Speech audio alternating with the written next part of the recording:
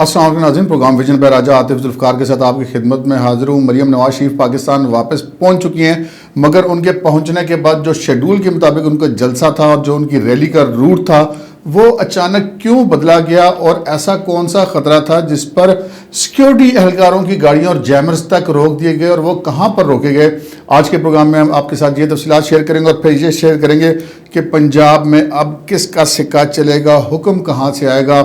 آپ کے لیے بہت حیرت انگیز انکشافات ہوں گے اس خبر کے اندر، اور پھر پاکستان تحریک انصاف کو مبینہ طور پر رول بیک کرنے کا فیصلہ ہو گیا۔ یہ کیا فیصلہ ہے، کہاں ہوا ہے، اس کا پہلی خبر کے ساتھ کیا تعلق ہے، یہ آپ کے ساتھ شیئر کریں گے۔ مگر اس سے پہلے کہ اپنے پروگرام کو آگے بڑھائیں، آپ سے گزارش ہے کہ اگر ابھی تک آپ نے ہمارا چینل سبسکرائب نہیں کیا تو پلیز کر لیجئے، ساتھ ہی بیل آئیکن بھی دبا دیجئے تاکہ جو ہی ہمارا کوئی نیا پروگرام اپلوڈ ہوتا ہے تو اس کا نوٹیفیکیشن فوری طور پر آپ کو موصول ہو سکے۔ پروگرام کا باقاعدہ آغاز کرتے ہیں۔ جناب، آج اسلام آباد میں بڑی ٹھنڈ ہے اور لاہور میں بھی ٹھنڈ ہے، لیکن لاہور کا جو سیاسی موسم ہے وہ بڑا گرم ہے۔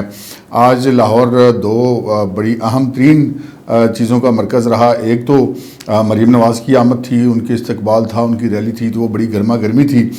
دوسری طرف عمران خان صاحب بھی زمان پارک کے باہر جو بندے مستقل کر کے اکٹھے کر کے بیٹھے ہوئے ہیں، ادھر بڑی حلوہ پوریاں چل رہی ہیں، اس پر بھی آتے ہیں۔ لیکن ذرا پہلے ہم بات کر لیتے ہیں فواد چوہدری صاحب کی۔ فواد چوہدری صاحب جنہیں کل اسلام آباد پولیس کی طرف سے جو 2 روزہ جسمانی ریمانڈ ان کو پولیس کو دیا گیا تھا پہلے، لیکن عملاً ان کو ایک ہی دن ملا تھا کیونکہ رات 12 تقریباً بجنے والے تھے جب ان کو ریمانڈ ملا تھا، تو ان کو کل واپس جوڈیشل بھجوا دیا گیا تھا۔ اسلام آباد پولیس کی استدعا مسترد کر دی گئی تھی مزید جسمانی ریمانڈ دینے کی، جس پر آج اپیل کی تھی سرکار نے، اور وہ اپیل سیشن کورٹ میں تھی۔ اور سیشن کورٹ میں 2 چیزیں زیر سماعت تھیں، ایک جو فواد چوہدری کو مقدمے سے ڈسچارج کرنے کی درخواست تھی، اور دوسرا اسلام آباد پولیس کی درخواست تھی جس میں یہ کہا گیا تھا کہ ان کا مزید جسمانی ریمانڈ جو دینے کا فیصلہ کیا جائے اور نہ دینے کا جو جوڈیشل مجسٹریٹ کا فیصلہ ہے وہ کالعدم قرار دیا جائے۔ کافی گرما گرمی ہوئی آج عدالت میں۔ بابر وان صاحب مقدمہ لڑ رہے تھے فواد چوہدری صاحب کا۔ اچھا، بابر وان صاحب کی ایک خوبی یہ کہ وہ جب مقدمہ لڑتے ہیں تو وہ مقدمہ لڑنے سے زیادہ کمر عدالت میں رونق لگائی رکھتے ہیں، تو وہ رونق انہوں نے لگائی رکھی، وہ جیسے ہوتے ہیں نا وہ تانے مارنے والی جو عورتیں ہوتی ہیں اس طرح کے وہ تانے مار کے بحث کیا کرتے ہیں۔ اچھا، یہ بابر وان صاحب کا بڑا دلچسپ سٹائل ہے اور یہ شروع سے ان کا یہی سٹائل ہے، اور اپنے اسی سٹائل کی بدولت وہ پہلے محترم بینظیر بھٹو اور آصف زرداری کی نظروں میں آئے اور ان کی جو ہے وہ ماتھے کا جھومر بنے، اور اس کے بعد پھر وہ عمران خان صاحب کی نظروں کو بھاگ گیا، کیونکہ خان صاحب بھی اس قسم کے لوگوں کو یقیناً پسند کرتے ہیں۔ اور بابر وان صاحب وہ جو آخری لوگ جو تھے عمران خان صاحب کے جو تحریک عدم اعتماد کا گنتی کے بعد جو آخری لوگ تھے عمران خان صاحب سے ملنے والے یا ان کے ساتھ رہنے والے، ان میں بابر وان صاحب بھی شامل تھے۔ بابر وان صاحب نے بڑا زور لگایا، اور وہ جو کیس تھا اس کے ساتھ ساتھ وہ آگے پیچھے کی بھی باتیں کرتے رہے، کبھی اعظم سواتی کی بات کر دی، کبھی شہباز گل کی بات کر دی، کبھی اسلام آباد پولیس کو تانے مار دیے، کبھی گورنمنٹ کو تانے مار دیے، کبھی عدلیہ کو بھی بیچ میں کبھی کبھار تانے مار جاتے ہیں۔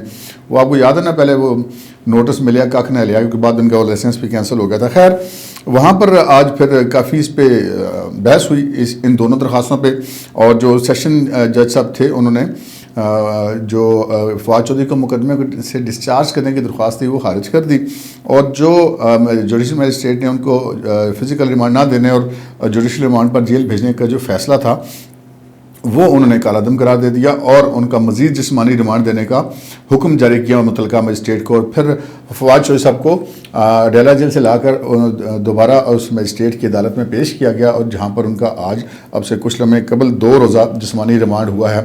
وہاں پر آج کافی رش تھا، صحافی خصوصاً بہت زیادہ تھے، اور ان کی اہلیہ جو ہیں وہ ہبہ فواد وہ بھی وہاں پر موجود تھیں، اور انہوں نے بھی بڑی میڈیا ٹاک شو کی، اور وہ اگرچہ کہ پہلے سٹی 42 چینل میں کام کرتی نہیں ہیں جو کہ 24 نیوز کا ہی ہے، یعنی کہ محسن نقوی صاحب کا، لیکن انہوں نے آج 24 نیوز کا مائک وہاں سے ہٹوا دیا۔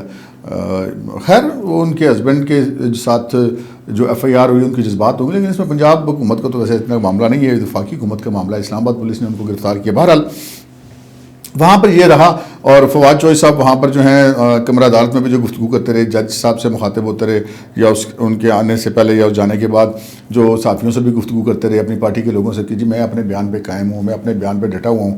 چلیں، کوئی تو بندہ ڈٹا، چاہے ان کا موقف درست ہے یا غلط ہے، جو بات کی اس پہ ڈٹے تو ہوئے ہیں۔ البتہ جو ان کی اہلیہ ہیں انہوں نے جو میڈیا سے گفتگو کی اس میں انہوں نے کہا کہ جناب وہ اپنی بچیوں سے نہیں مل سکے، جس کی وجہ سے وہ کمرہ عدالت میں رو پڑے، جو ایک غلط بات ہے، ان کو ملنے کی اجازت ہونی چاہیے۔ پھر جو ان کے اوپر کپڑا ڈال کے لایا گیا وہ بھی ایک غلط بات ہے. کوئی فواد چودھری کوئی اس طرح کا کسی کالا دم تنظیم کا دہشت گرد نہیں ہے جس کے اوپر کپڑا ڈال کے لایا جائے. بہرحال یہ آج کا سینیریو تھا اسلام آباد کا. لیکن جو اصل تھا معاملہ وہ تھا لاہور میں. لاہور میں جناب آج مریم نواز شریف نے آنا تھا اور بہت زمانوں کے بعد پاکستان مسلم لیگ نون کے کارکن جو ہیں وہ لاہور میں متحرک نظر آئے. بڑی اچھی خاصی تعداد میں, قابل ذکر تعداد میں مریم نواز شریف کے استقبال کے لیے ریلیاں وہاں پر پہنچیں اسلام آباد لاہور انٹرنیشنل ایئرپورٹ پر. اور جو ان کا روٹ تھا وہ واپسی کا, جب جس روٹ سے انہوں نے جانا تھا انہوں نے شہر کے اندر سے ہوتے ہوئے جانا تھا, مختلف جگہوں سے ہوتے ہوئے جاتی عمرہ کی طرف. لیکن وہ اچانک سیکیورٹی وجوہات کی بنا پر ان کے روٹ کو تبدیل کر دیا گیا. جو روٹ ان کا تبدیل کیا گیا وہ سیکیورٹی تھریٹس کتنے تھے آپ اس کا یہاں سے اندازہ کریں کہ نہ صرف یہ کہ ان کے ریلی کا روٹ تبدیل کیا گیا بلکہ جو جہاں پہ انہوں نے جلسہ گاہ میں خطاب کرنا تھا وہ وینیو بھی اچانک بدل دیا گیا اور کارکنوں کو ایئرپورٹ میں ہی کے قریب ہی جگہ پر ان کو وہیں پہ اکٹھا کر کے مریم نواز نے خطاب کیا اور ایمرجنسی میں وہ ایک ارینجمنٹ کیا گیا. اس کی وجہ یہ تھی ہمارے ذرائع کے یہ کہنا کہ مریم نواز شریف صاحبہ کو جو ہیں سیکیورٹی تھریٹس بہت زیادہ تھے اور سیکیورٹی تھریٹس اتنے زیادہ تھے کہ آپ یہاں سے اندازہ کر لیجئے کہ خود سیکیورٹی اہلکاروں پر بھی اعتبار نہیں کیا جا رہا تھا. اس کا جو ایک مثال ہے وہ ہمیں یہ ملی, آپ کے لیے بھی یہ انکشاف ہی ہوگا کہ جب وہ ان کو اسکواڈ کرتے ہوئے تمام تر سیکیورٹی لے کے جا رہی تھی جاتی عمرہ کی طرف جلسے وغیرہ کے بعد, تو جو جاتی عمرہ کی ان کی فیملی کے گھر ہیں اس سے پہلے جو بیریئرز ہیں وہاں پر خود سیکیورٹی کی گاڑیاں, ایون کہ جو جیمرز ہیں جو کہ ڈیوائسز کو جیم کرتے ہیں کسی ریموٹ کنٹرول کوئی حملہ وغیرہ نہ ہو جائے اس کے لیے, وہ گاڑیاں تک بھی جاتی عمرہ کے اندر انٹر نہیں ہونے دی گئیں. آپ یہاں سے اندازہ کر سکتے ہیں کہ تھریٹ کا لیول کس طرح کا تھا. خیر جو تھریٹ کا لیول تھا وہ تو اندازہ ہو گیا کہ جو وہاں پر اچانک اقدامات کیے گئے. بہر اللہ تعالیٰ نے خیر خیریت کی. مریم نواز ہوں یا نواز شریف ہوں یا آصف زرداری ہوں یا عمران خان ہو, کوئی بھی ہو, بلاول ہوں, ان سب کی زندگی جو ہے وہ قیمتی ہے اور پاکستان کے دشمن جو ہیں وہ افراتفری پیدا کرنے کے لیے کچھ بھی کر سکتے ہیں. بہرحال ایک عمران خان صاحب جو ہیں وہ بھی ادھر رونق لگائے بیٹھے ہوئے ہیں, اگرچہ کہ وہ کوئی پولیٹیکل ایکٹیویٹی نہیں کر رہے ہیں لیکن وہ آوازیں لگا رہے ہیں لوگوں کو, آؤ جی مجھے بھی گرفتار کر لیں گے, آؤ جی مجھے گرفتار کر لیں گے. وہ اب تو وہاں پہ باقاعدہ سنا ہے تمبو شمبو لگ گئے ہیں, بڑے حلوہ پوریاں چل رہی ہیں وہاں پر, اور کارکنوں کو بڑے جناب ان کی خدمت خاطر کی جا رہی خان صاحب کی طرف سے پہلی بار. ورنہ ادھر بنی گالا میں بھی لوگوں کو بلا لیتے تھے تو پانی بھی کوئی نہیں تھا پوچھتا.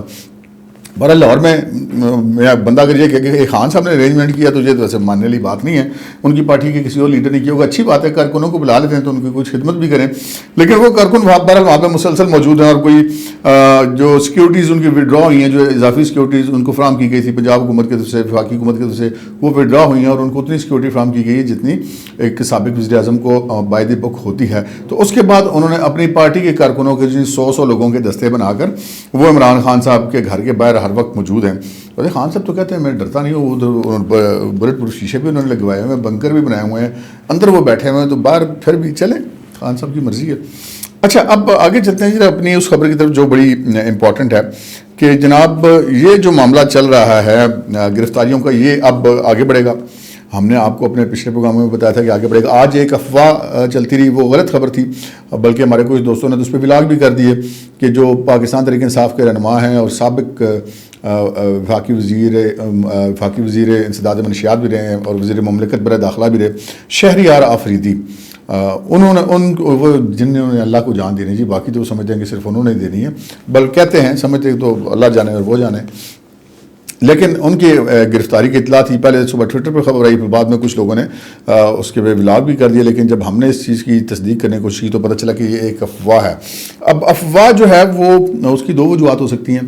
ایک تو یہ ہوتا ہے کہ افواہ پھیلا کر یہ دیکھا جاتا ہے کہ ریئیکشن کیا آتا ہے, وہ ٹیسٹر ہوتے ہیں لگانے ہوتے ہیں, اور بعض اوقات ہمیں وہ جب افراتفری ہوتی ہے, پینک ہوتا ہے, تو اس میں ویسے بھی وہ بھی پھڑیا گیا, کچھ ایسی بھی ہوا بن جاتی ہے. تو صورتحال کچھ ایسی تھی, لیکن ان کی جو ہے وہ گرفتاری کو نہ تو کسی نے پتہ کرنے کی کوشش کی اور نہ ہی کوئی رد عمل آیا کہ جی وہ کہاں ہیں کہاں نہیں ہیں.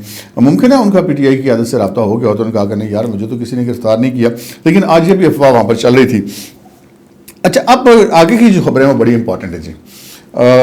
جو اب گرفتاریاں آگے ہونی ہیں بہت سارے لوگوں کی, اس کے حوالے سے ہم نے آپ سے عرض کی تھی کہ بارش کا دن بڑا آگے، جس دن بھی بارش ہوگی بڑا مشکل ہوگا پی ٹی آئی کے لیے.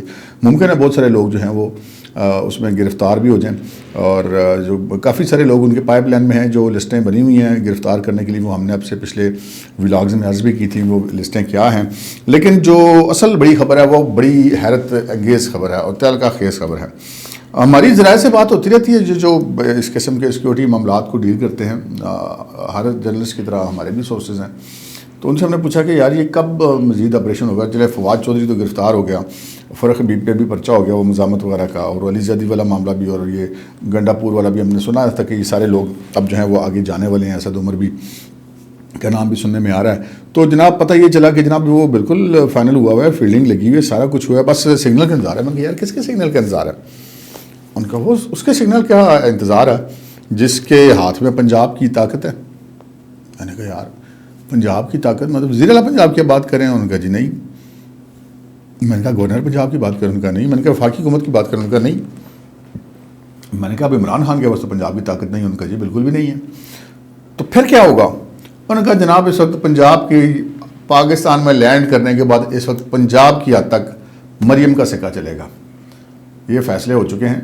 مریم اس وقت ڈیفیکٹو چیف منسٹر ہے پنجاب کی. اب یہ بات مسلم لیگ نون کو اچھی لگے نہ لگے، پی ٹی آئی کو اچھی لگے نہ لگے، لیکن جو فیکٹ ہے وہ ہم نے آپ کی خدمت پیش کر دی، جو ہمارے سورسز نے ہمیں بتایا کہ مبینہ طور پہ اب پنجاب میں مریم کا سکہ چلے گا. اب فیصلے مریم نے کرنے ہیں کہ کب کیا ہونا ہے اور کیا نہیں ہونا ہے. اور مریم نے جو آج بیانیہ جو ایک ابتدائی انہوں نے ایک خبر دی کہ جی مریم نواز شریف صاحب بھی اب آ رہے ہیں. انہوں نے اپنے ابتدائی جلسے میں تقریر کرتے ہوئے کہا کہ نواز شریف صاحب بھی ان کے بس پیچھے پیچھے ہی آ رہے ہیں. یہ بھی ہم نے خبر آپ کو پہلے دے دی تھی کہ بظاہر یہ کہا جاتا ہے کہ نواز شریف نہیں آ رہے، لیکن ان کے جو پیپرز ہیں واپسی کے لیے وہ تیار کی جا رہے ہیں. یہ ہم نے آپ کو وزارت خارجہ کے ذرائع سے یہ خبر دی تھی.